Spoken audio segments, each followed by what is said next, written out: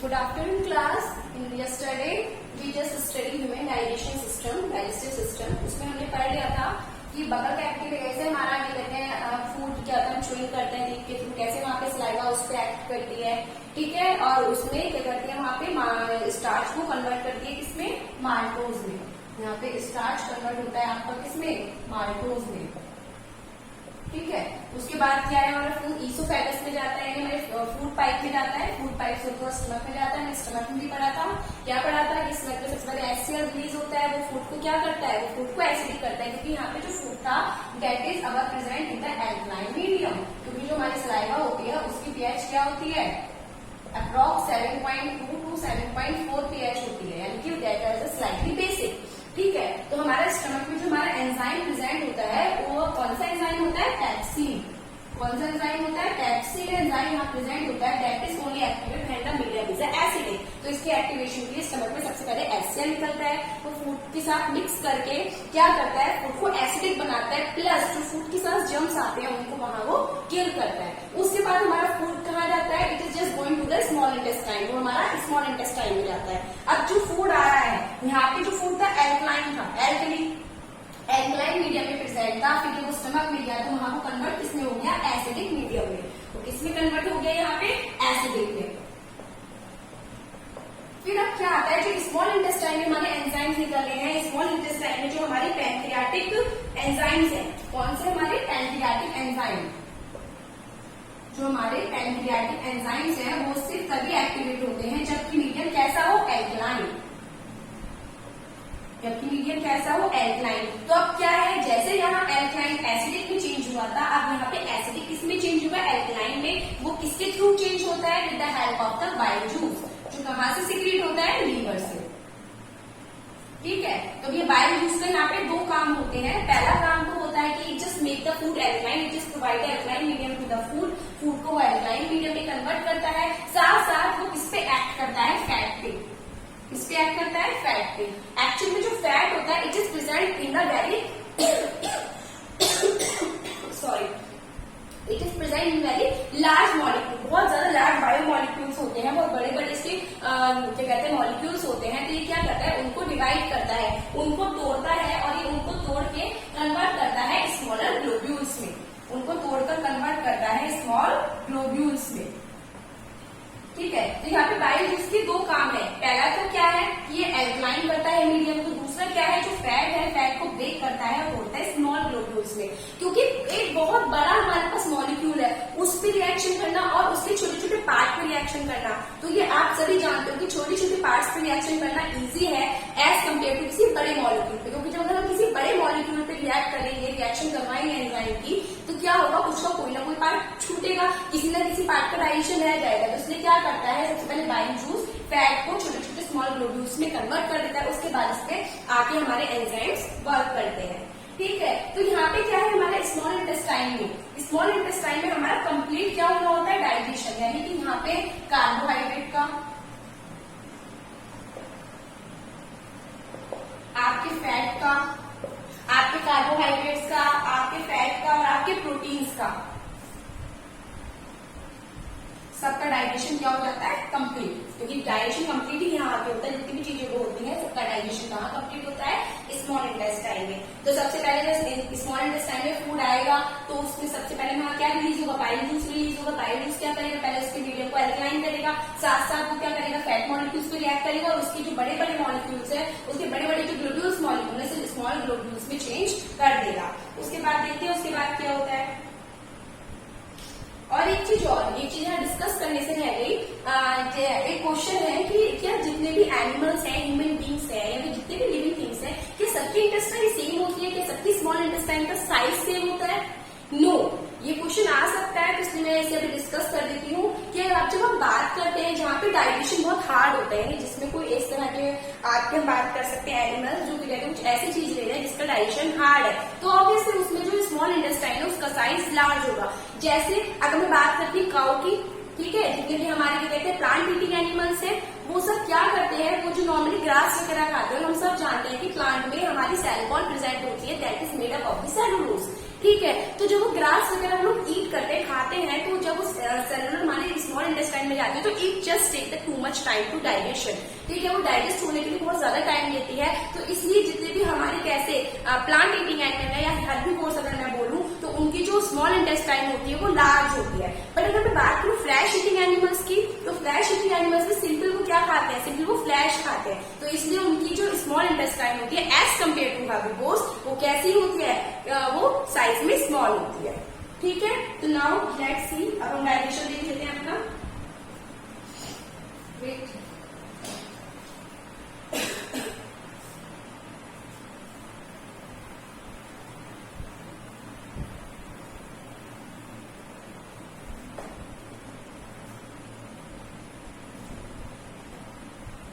तो सबसे पहले बाइल आया होगा, बाइल जूस क्या करेगा, फैट को किसमें छोड़ेगा, स्मॉल ग्लोब्यूल्स में, इसके छोटे छोटे पार्ट्स में डिवाइड कर देगा। ठीक है, तो जो हमारा फैट है वो किसमें, इसको तोड़ेगा स्मॉल ग्लोब्यूल्स में। उसके बाद क्या होगा सॉरी बच्चों,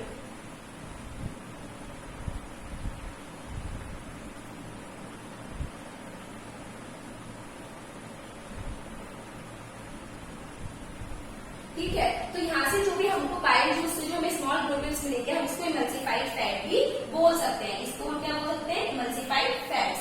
तो लेट्स सी अब क्या होता है, जो पैनक्रियाज है वो पैनक्रियाटिक जूस रिलीज करता है। जो पैनक्रियाज है हमारा, जो हमारा पैनक्रियाज है वो क्या रिलीज करता है, पैनक्रियाटिक जूस। पैनक्रियाज हमारा पैनक्रियाटिक जूस को क्या करता है, रिलीज करता है, जिसमें हमारे एक तो होता है ट्रिप्सिन और दूसरा हमारा होता है ट्रिप्सिन के साथ लाइपेज।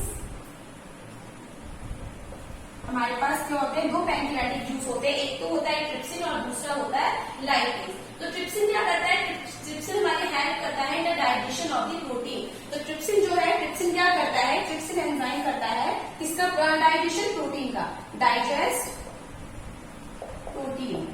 ये प्रोटीन को डाइजेस्ट करता है और उसके सिंपलेस्ट फॉर्म में, यानी उसको किसमें तोड़ता है, सिंपलेस्ट फॉर्म में। और इसकी सिंपलेस्ट फॉर्म क्या होती है, बिल्डिंग ब्लॉक क्या होता है प्रोटीन का, अमीनो एसिड्स। तो किसमें तोड़ता है इसको, अमीनो एसिड्स में। ठीक है, तो क्या करेगा, जो हमारा ट्रिप्सिन है वो डाइजेस्ट करेगा प्रोटीन को और उसको डिवाइड करता है किसमें, अमीनो एसिड में, क्योंकि अमीनो एसिड उसकी क्या है, सबसे जो स्मॉलेस्ट फॉर्म है। अब उसके बाद जो लाइपेज आता है, जो आपका लाइपेज आता है, ये जो यहाँ पे हमको स्मॉल ग्लोब्यूल्स मिले हैं, ये इसका क्या करता है, ये इसको तोड़ता है, इसको ब्रेक डाउन करता है। ठीक है, तो लाइपेज क्या करेगा, जो स्मॉल ग्लोब्यूल्स है इसके ऑफ फैट के, यानी हम इसको एक चीज और बोल सकते हैं, इमल्सिफाइड फैट। हम इसको इमल्सिफाइड फैट भी बोल सकते हैं। तो लाइपेज क्या करता है, इमल्सिफाइड फैट को क्या करता है, डाइजेस्ट करने में हेल्प करता है। तो हमने क्या देखा कि जो हमारे पास पैनक्रियाज है वो पैनक्रियाटिक जूस रिलीज करेगा। वो पैनक्रियाटिक जूस कौन कौन से हैं, आप एक तो ट्रिप्सिन और एक आपका लाइपेज है। ट्रिप्सिन क्या करता है, प्रोटीन को डाइजेस्ट करता है और हमको अमीनो एसिड देता है, because amino acid is a building block of the protein, यानी जो प्रोटीन की सबसे छोटी यूनिट होती है जिससे प्रोटीन मिलकर बना होता है। क्योंकि प्रोटीन क्या है, it is a very large chain, बहुत बड़ा आपकी क्यों होती है, चैन होती है। उसमें अमीनो एसिड जुड़ते जाते हैं, जुड़ते जाते हैं, जुड़ते जाते हैं, और जब एक बहुत ह्यूज चैन बन जाती है, बहुत क्या कहते हैं, बड़ी चैन बन जाती है, तो हम उसको क्या बोल देते हैं, प्रोटीन। ठीक है, तो protein is amino acid is a building block of a protein. तो कोई भी चीज जब डाइजेस्ट हो रही है तो अपने सिंपलेस्ट फॉर्म में टूट रही है। तो इसी तरह से प्रोटीन क्या है, अपने सिंपलेस्ट फॉर्म में किसमें, अमीनो एसिड में टूटता है by the help of the trypsin enzyme. उसके बाद जो लाइपेज है, लाइपेज क्या करेगा, जो आपका इमल्सिफाइड फैट है उसको क्या करेगा, ब्रेक डाउन करेगा, उसको तोड़ेगा उसके सिंपलेस्ट फॉर्म में। उसके बाद अगर मैं बात करती हूँ, उसके बाद हमारे पास बचते हैं कार्बोहाइड्रेट्स। ठीक है, उसके बाद हमारे पास बचते हैं कार्बोहाइड्रेट्स और आपके क्या कहते हैं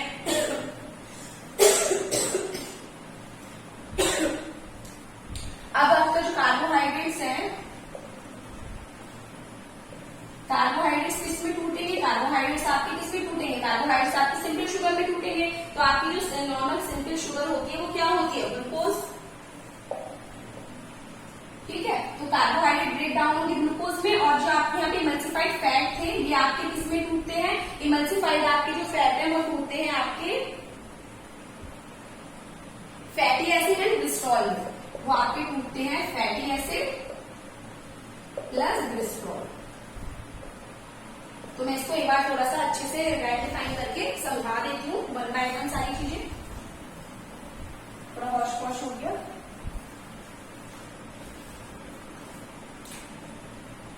तो हमारे पास क्या था, लाइपेज, ठीक है, लाइपेज था और हमारे पास क्या था, ट्रिप्सिन, ठीक है। तो जो प्रोटीन था,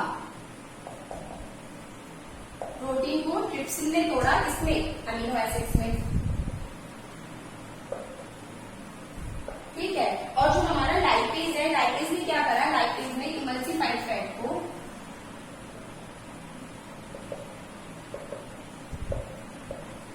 तोड़ा किसमें, फैटी एसिड्स प्लस ग्लिसरॉल। और जो हमारे कौन थे, कार्बोहाइड्रेट से,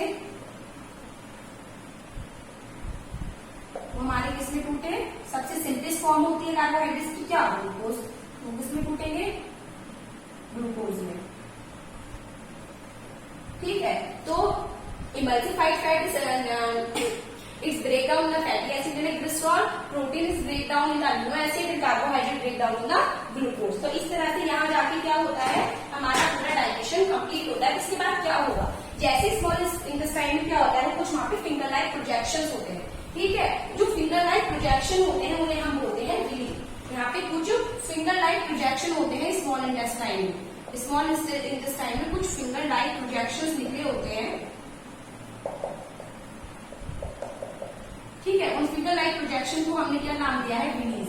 इन विलीज का क्या काम होता है, it just increase the surface area of the intestine. Small intestine का ये क्या करते हैं, सरफेस एरिया इंक्रीज कर देते हैं, ठीक है। तो उसमें क्या होता है, जो सरफेस एरिया वहां पे उसका इंक्रीज होता है, तो वहां से एब्जॉर्प्शन ज्यादा होता है, क्योंकि जो विलीज होती है they are literally supplied with the blood vessels. वहां पे क्या होती है, विलीज क्या होती है, विलीज के जो एसोसिएशन रहता है वो बहुत सारे ब्लड वेसल्स से रहता है, ठीक है। तो बेटा ये जो ब्लड वेसल्स होती हैं, जब ये विलीज के पास आती हैं, तो वहां पे ऑलरेडी वहां पे फूड अच्छे से डाइजेस्ट हो चुका है। तो जो फूड में से न्यूट्रिशंस निकलते हैं, जो फूड के न्यूट्रिटिव पार्ट्स होते हैं, वो सारे क्या होते हैं, ब्लड वहां से एब्जॉर्ब कर लेता है। तो विलीज ने क्या करा था, फिंगर लाइक प्रोजेक्शन थे। फिंगर लाइक प्रोजेक्शन का काम क्या था, to increase the surface area, to increase the surface area. Villi का जो काम था वो क्या था, सरफेस एरिया बढ़ाने का, जिससे कि वहां पे एब्जॉर्प्शन का रेट बढ़े, ठीक है। क्योंकि वहां पे बहुत सारी रिच सप्लाई होती है जिसकी ब्लड वेसल्स की, तो वो जितने भी न्यूट्रिशन है वो ब्लड में जाके मिक्सअप हो जाते हैं और बॉडी के उन पार्ट तक जाते हैं, ब्लड उन्हें लेके जाता है जहां उनकी रिक्वायरमेंट होती है, ठीक है। उसके बाद हमारा फूड है, हमारा फूड कहाँ जाता है, अगर food is going to the large intestine, हमारा फूड कहाँ जाएगा, स्मॉल इंटेस्टाइन से। स्मॉल इंटेस्टाइन से हमारा फूड कहाँ जाएगा, स्टमक का। स्टमक के बाद हमारा कहाँ गया, स्मॉल इंटेस्टाइन में, जहाँ पे हमारा फूड का डाइजेशन कंप्लीट हो चुका है। उसके बाद अभी कहाँ जाएगा, लार्ज इंटेस्टाइन में। लार्ज इंटेस्टाइन में क्या होता है, लार्ज इंटेस्टाइन में कुछ नहीं होता। लार्ज इंटेस्टाइन में वाटर और आयंस एब्जॉर्ब होते हैं। एब्जॉर्प्शन होता है किसका, एब्जॉर्ब वाटर एंड आयंस। जो भी उसमें आयंस है, वाटर जो भी बचा हुआ है, या फिर उसमें कुछ विटामिन है, जो भी मतलब जो फूड आ रहा है स्मॉल इंटेस्टाइन से, जो भी मतलब यहाँ से एब्जॉर्प्शन के बाद जो कुछ भी बचता है उसे लार्ज इंटेस्टाइन में जाता है। और लार्ज इंटेस्टाइन को लगता है कि उसमें से कोई ऐसी चीज है जो यूजफुल है बॉडी के लिए, तो वहां से उसे एब्जॉर्ब कर लेती है। तो नॉर्मली उसमें क्या बचता है, जो हमारे यूजफुल रहता है वो वाटर बचते हैं, आयरन बचते हैं और विटामिन बचते हैं, ठीक है। अब ये क्या करेगी, स्टोर करेगी। उसके बाद अभी जो हमारा बचा हुआ वेस्ट मटेरियल वो कहाँ जाता है, रेक्टम में। जो हमारा बचा हुआ वेस्ट मटेरियल रेक्टम में जाता है और उसके बाद वो एनएस से बॉडी से एक्सक्रीट आउट हो जाता है। तो इस तरह से हमने क्या पढ़ा, पूरा डाइजेशन सिस्टम पढ़ा कि कैसे बकल कैविटी में हमारा फूड हमने लिया, हमारे टीथ में से अच्छे से च्यूइंग करा, सलाइवा की मिक्सिंग हुई, सलाइवा ने उसे मॉइस्ट किया और लुब्रिकेट किया, ठीक है। और वहां पे कैसे स्टार्च मार्कोस में कन्वर्ट हुआ। और पीएच कितनी है सलाइवा की, 7.2 to 7.4 के बीच वैरी करती है। उसके बाद हमारा फूड इसोफेगस में गया, जो हमारा फूड पाइप है, फूड पाइप में इसे होता हुआ हमारा जो फूड है वो स्टमक में गया, और जो यहाँ से एल्कलाइन फूड स्टमक में गया था वो कैसा, उसे वहां पे हमें कन्वर्ट करना था किसमें, एसिडिक में। तो वहां पे हमारा एसिड रिलीज हुआ और एसिड फूड के साथ मिक्स हुआ और उसे एसिडिक बनाया। प्लस ना उसने जम्स को किल किया। उसके बाद क्या था, यहाँ पे पेप्सिन था, पेप्सिन ने यहाँ पे किसको डाइजेस्ट किया, प्रोटीन को डाइजेस्ट किया। वो और क्या कहते हैं, यहाँ पे जो म्यूकस रिलीज होता है स्टमक में, जो क्या करता है, स्टमक की वॉल, जो स्टमक की वॉल है वो स्टमक की जो लाइनिंग है उसको प्रोटेक्ट करता है एसिड के अटैक से। उसके बाद हमारा स्मॉल इंटेस्टाइन में किया, जहां हमने देखा कि वहां पे बाइल जूस है जो लीवर से सिक्रेट हो रहा है, पैंक्रियाटिक जूस है जो पैंक्रियास से निकल रहा है, वो कैसे हमारे फूड के डाइजेशन में हेल्प कर रहा है। बाइल जूस ने क्या किया, बाइल जूस ने आपका क्या कहते हैं, एक तो फैट को इमल्सिफाइड किया, फैट को छोटे छोटे ग्लोब्यूल्स में तोड़ा, प्लस उसने क्या करा, उसने जो हमारा फूड था उसको एल्कलाइन मीडियम प्रोवाइड किया, क्योंकि जो पैंक्रियाटिक जो हमारे एंजाइम्स है कौन कौन से, ट्रिप्सिन एंड आपका लाइपेज, उसे वो कब एक्ट करते हैं, जब हमारा जो मीडियम होता है वो एल्कलाइन होता है। ठीक है, उसके बाद हमने देखा कैसे हमारा प्रोटीन किसमें कन्वर्ट हुआ, प्रोटीन हमारा अमीनो एसिड में टूटा, फैट हमारे फैटी एसिड और ग्लिसरॉल में टूटे, कार्बोहाइड्रेट हमारा ग्लूकोज में चेंज हुआ। उसके बाद जितना भी अच्छे न्यूट्रिशन थे वो विली में जो भी रिच सप्लाई थी किसकी, ब्लड वेसल्स की, वहां से वो ब्लड में मिक्स हो गए और बॉडी के डिफरेंट पार्ट तक चले गए। अब जो भी हमारा वेस्ट मटेरियल है that is coming the large intestine, और लार्ज इंटेस्टाइन ये देख दिया था कि क्या कुछ चीज यूजफुल है तो वो भी मैं भी अब्सॉर्ब कर लूं, जिससे कि भाई ज्यादा से ज्यादा फायदा हो। तो क्या करती है वो, उसमें से वाटर को अब्सॉर्ब करती है, आयंस को और विटामिन को। अब जो भी वेस्ट मटेरियल है वो रेक्टम से मूव हुआ है एंड स्किप थ्रू बॉडी से सीक्रेट आउट, एक्सक्रीट आउट हो जाता है। तो फ्रॉम माय साइड कहते हैं डाइजेशन कंप्लीट हो चुका है। अगर आपको कोई डाउट है तो आप मुझसे पूछ सकते हो। Thank you class.